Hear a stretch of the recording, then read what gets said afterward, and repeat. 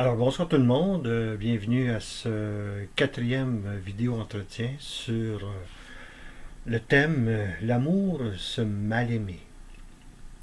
Alors nous allons voir dans ce vidéo entretien que l'amour, comme on l'a vu précédemment, appartient à la sphère, pourrait-on dire, du mystère, par opposition à celle ou à celui du problème. C'est que, en fait, la science moderne ne carbure qu'au problème. Comme le dit par exemple, le disent Jocelyn Giroux et Alain Saint-Arnaud dans leurs ouvrages, dans leur essai important, publié chez Libert il y a quelques années, 2 ans, si je ne m'abuse, l'hypothèse Dieu. Débat avec les croyants. Alors donc, les deux auteurs nous écrivent une phrase lapidaire. En science, il n'y a pas de mystère, mais des problèmes. Alors nous sommes en fait dans une civilisation, dans une culture, dans une mentalité qui ne carbure, comme je disais tantôt, qu'au problème. Le mystère appartient à la religion et par conséquent, il n'a pas sa place dans une société moderne, laïque, basée sur la rationalité. Une culture rationaliste comme la nôtre donc refuse, rejette la notion de mystère. Pourquoi? Ben simplement parce que le mystère est perçu comme l'inexplicable et la science qui cherche à expliquer toute chose doit donc rejeter le mystère et ceux qui adhèrent à la science doivent faire de même. Hein? Mais le mystère, en fait, distinction mystère par opposition à problème, qui est, euh, qui est due au philosophe français existentialiste chrétien Gabriel Marcel, ben, le mystère, c'est pas du tout de l'ordre de l'inexplicable. J'y reviens encore, puisque il y a beaucoup de mécompréhension à propos de cette notion centrale qui est le mystère. Alors je prends l'essai de Marcel, position et approche concrète du mystère ontologique, publié en 1967 chez l'édition Norvelert. Un essai, court essai, mais très riche, où Marcel aborde les grands thèmes de la distinction problème et mystère. Je vous citerai quelques citations de Marcel, dont celle-ci, à la page 49. Je noterai que ce monde est gorgé de problèmes. De l'autre, qu'il est animé de la volonté de ne faire au mystère aucune place. Ce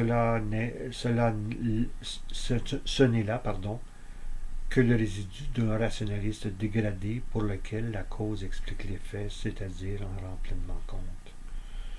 Bon, on est en mode de l'explication scientifique et donc ce qui accourt en science, c'est purement et simplement la cause, la notion de cause, donc la cause naturelle des phénomènes naturels. Voilà l'explication. Alors, la religion elle-même doit être soumise à comment dire, cette prescription méthodologique scientifique de, de la causalité scientifique. Bonne vote.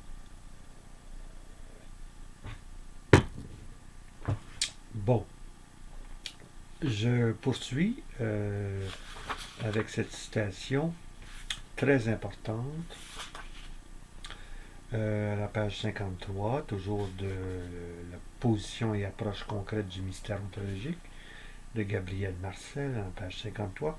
Ses premières réflexions sur l'exigence ontologique en faisant ressortir son indétermination laisse apparaître un paradoxe essentiel, écrit Marcel. Énoncer cette exigence, c'est d'abord m'engager dans un dédale de problèmes. L'être est-il? Qu'est-ce que l'être?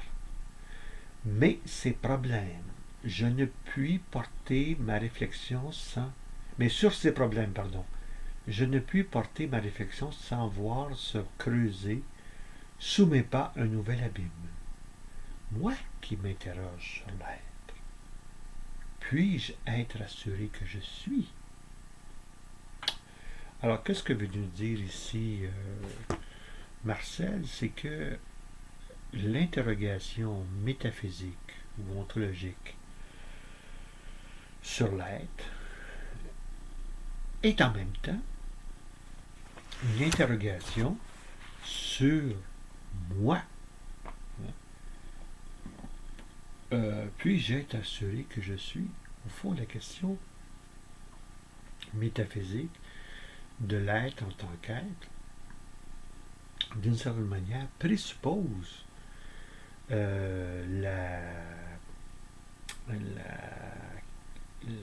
réalité de moi qui pose ces questions. Hein?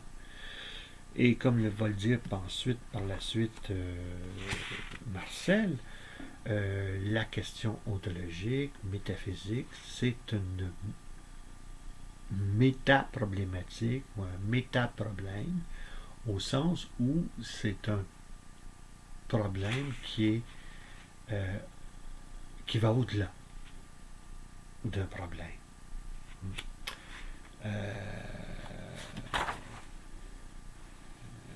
C'est-à-dire qu'on a un méta-problème, en fait, c'est le mystère. Mais encore une fois, hein, faisons attention, méfions-nous.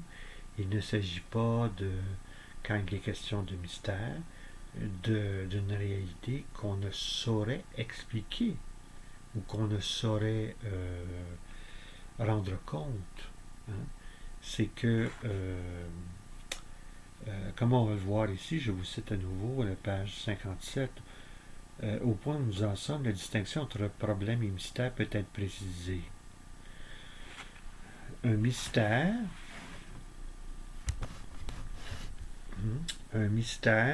c'est un problème qui empiète sur ses propres données, qui les envahit et se dépasse par la même comme simple problème. D'où l'expression métaproblème.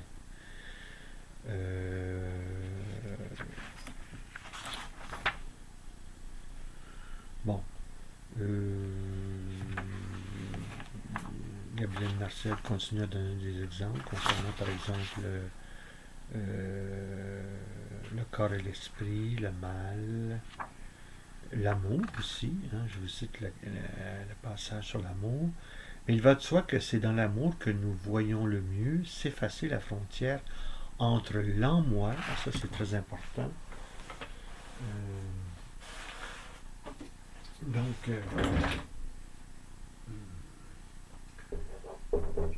l'en-moi, qui est de l'ordre du mystère, et le devant soi. Donc le problème est une réalité métaphysique où une chose existe devant moi et je m'interroge à son sujet. Alors que le mystère, c'est non pas quelque chose qui est devant moi, mais je suis comme engagé. Je suis comme pris dans l'objet. Et c'est véritablement ce qui se passe avec l'amour. Je ne peux pas considérer, examiner, étudier l'amour comme purement et simplement une réalité qui est devant moi, objectivement. Je suis pris, si vous me passez l'expression, je suis engagé. Je suis parti pris dans le cas de l'amour. Tout mon être se trouve engagé. Alors donc, c'est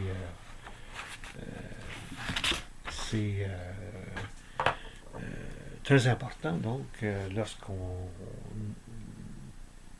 les questions de l'amour, de concevoir, de considérer qu'il s'agit en fait d'une réalité qui ne peut, qui m'englobe d'une certaine manière, dont je ne peux en être parfaitement séparé, distinct comme n'importe quel autre phénomène naturel, je sais pas moi,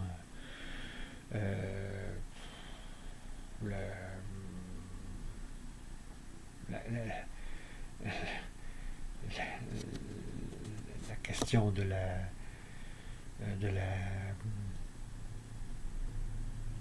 la glace, du froid et de l'eau qui gèle, etc.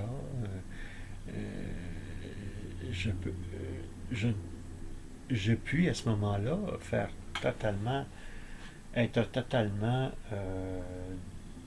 séparé, distinct de cette réalité de l'eau qui gèle, de la glace. Ça ne m'engage pas comme tel. Hein. Alors que l'amour, ainsi que la vérité, par exemple, m'engage totalement. Donc, je ne peux pas faire abstraction parfaitement de moi-même. Donc, le scientifique, et ça se comprend, le scientifique, lui, n'a qu'à faire, comme le disent Giroux et Arnaud, n'ont qu'à faire qu'à des problèmes, donc des réalités qui ne nous engagent pas. Hein? C'est ce qui distingue en fait la science de la métaphysique, de l'ontologie. Hein?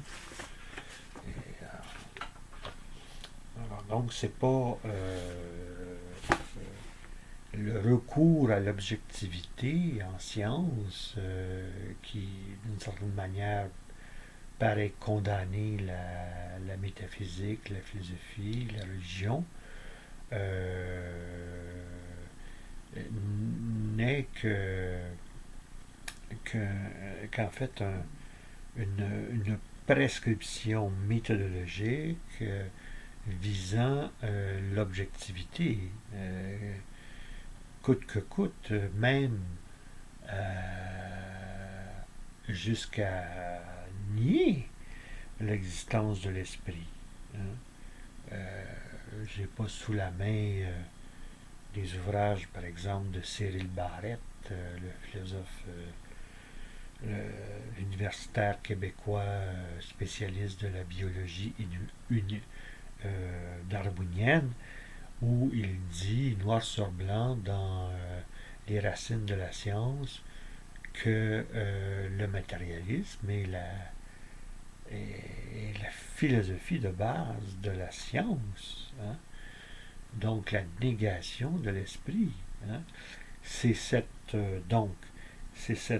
volonté, c'est ce désir d'objectivité, en fait d'une espèce de nihilisme métaphysique qui conduit les scientifiques à nier l'existence de l'esprit au nom de l'objectivité. Hein?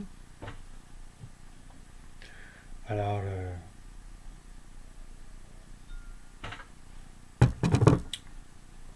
ce sont là des considérations